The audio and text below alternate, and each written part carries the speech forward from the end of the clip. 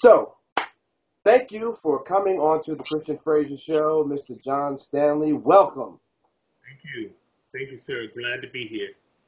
So, I just wanted to say I had an amazing experience with you and the East Coast Inspirational Singers at the concert last month. It was truly awesome, and I think people were blessed, and they had a just awesome worship experience. Yeah, it was really, as the young people would say, it was off the chain. It was all that. It was really a blessed event, and we were so happy to have you at the concert to lend your talent. And for those of you who don't know, this man raps like no not one. His game is on. But I'm gonna leave that to the professionals like Common. But I really did enjoy it. It was fun. And what was interesting is that some women in the audience actually thought that I was Common when I was at the end of the concert and were running up to take pictures and everything like that. It was kind of funny. Well, let me tell you really quick. They said to me, one of my choir members said to me, she didn't even ask me. She said,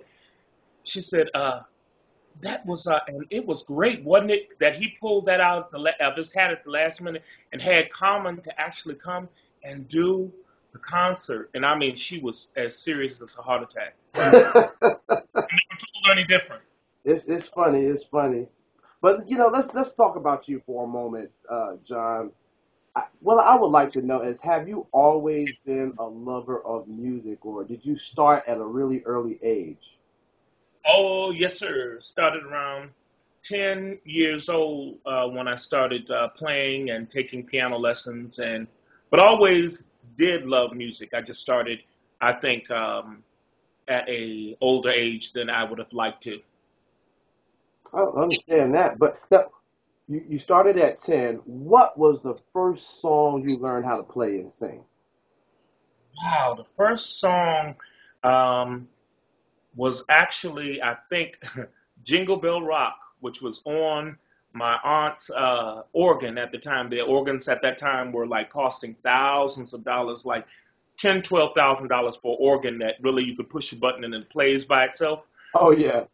So my aunt, being privileged, got her husband to buy her an organ that she really couldn't play. She just let it play for her, and I went over to the organ and proceeded to go through the book, and it has the letters on the keyboard.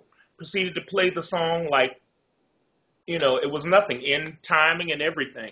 And once they finally got rid of me with that for doing it for about an hour, I went on my niece's, not my niece's, my cousin's, a piano that she had in her little toy piano in her room and started playing the songs. And my parents were like, you know what?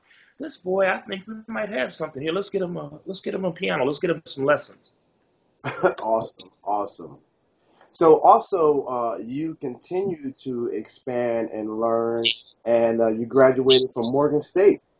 Yes, sir. Awesome. Yes, And sir. I really appreciate musicians who can read and write music. It's something today. I know a lot of musicians who know how to play by ear, and it's great. But it's just something that sets apart the musician who really does know how to read and write music. I think personally. What are your thoughts on that? Well, when you have, some people have either or. There are people who play and only play by notes, and it's very regimented, and that's great. And there are people who have never taken a lesson in life, but just play by ear. But when you definitely have the lessons to go with, if you have an ear for the music and you can pick it up that way, when you can merge those two worlds together, as I did, it's a brilliant thing. It's like the aha moment goes on, and it's like you have so many more possibilities. Uh, Definitely, definitely. I would have to agree with you there. If you can play by ear, but if you can also incorporate that talent and training together, you just get the both best of both worlds, and you have somebody like yourself. Yeah, what type of advice would you give to an upcoming musician or artist today?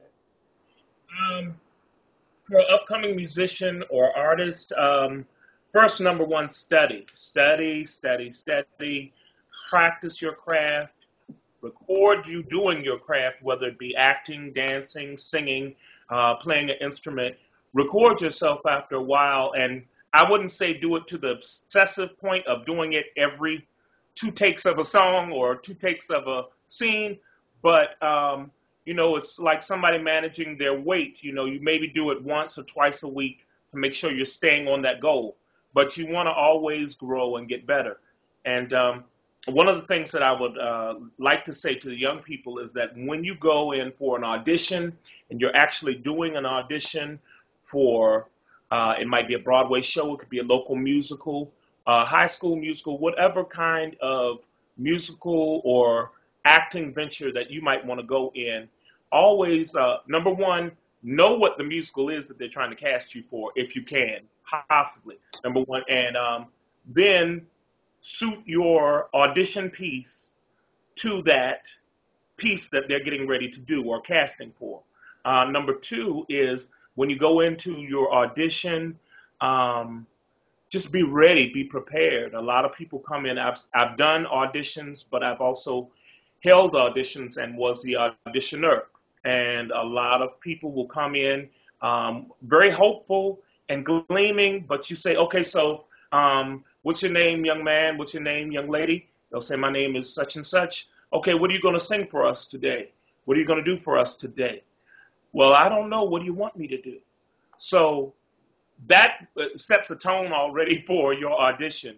It's like you're not confident. You didn't come with something. So make sure you're just prepared. Come with something and know what you're going to do. And be open.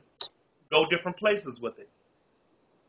I think that that's great advice. I would have to agree. Come prepared, do your research, know who it is, know who the casting director it is, know who it is that you're standing in front of. Right, right. Yeah, I think that that's so important. Yeah, speaking of auditions, I learned a little bit about your story and how you connected with Patti LaBelle. You are Patti LaBelle's music director. Tell us how you got connected with Patti LaBelle. Wow. Well, that's interesting.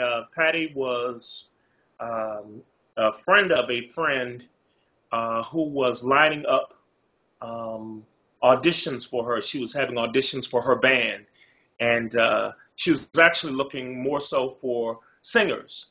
And one of my friends that went to Morgan with me, Sherry Hunt, Sherry said, John, me and my boyfriend and my daughter are going to from Baltimore.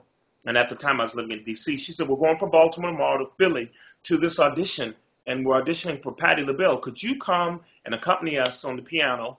And, and while you're there, because we know that you can sing so wonderfully or whatever, why don't you audition as well? And long story short, I went and I auditioned, and she really loved me, and she actually kept me. Awesome.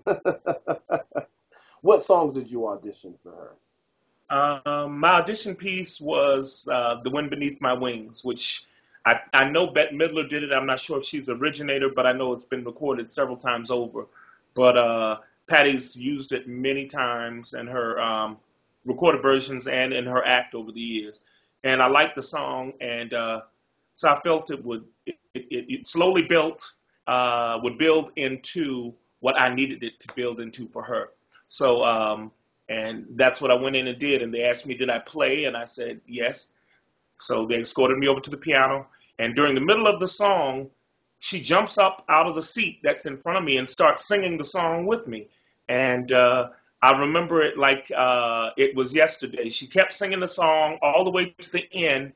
And when she ended the song, she kept holding the note and she kept looking at my face. And I held on to that note for dear life. I would not let it go until she released the note, because I said she wants somebody that's going to be able to hang with her. So that's what I did. So you hung on in there. I did. Yeah. I think I left alone there on the piano seat, but yeah. That's truly amazing. Wow, wow. So tell me, what is next for John Stanley? Well, I know one thing. I've been working for Patti for 20 plus years, and so she's doing a summer tour We've got dates as far as that, so you can check your local listings for that for upcoming Patty dates. Um, I do know that the East Coast Inspirational Singers, we have a few things in the fire. We have a DVD that's coming out. The Um, DVD release party is coming out soon. yes, yes, yes. That's going to be a great, great thing. And so I look forward to people, helping us with that and continuing our cause by supporting and buying that. And I know that we also have a recording that we've done with Jonas Fidel in Norway that we did back at Christmas time. We did about 5 or 6 concerts over there.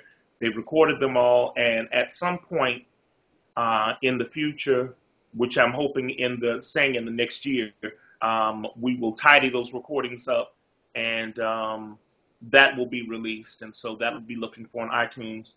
And then, other than that, for me personally, I'm looking forward to doing. I haven't started yet, but it will be very soon. Starting this house music, inspirational gospel house music, and I will share more with you when it gets closer to completion.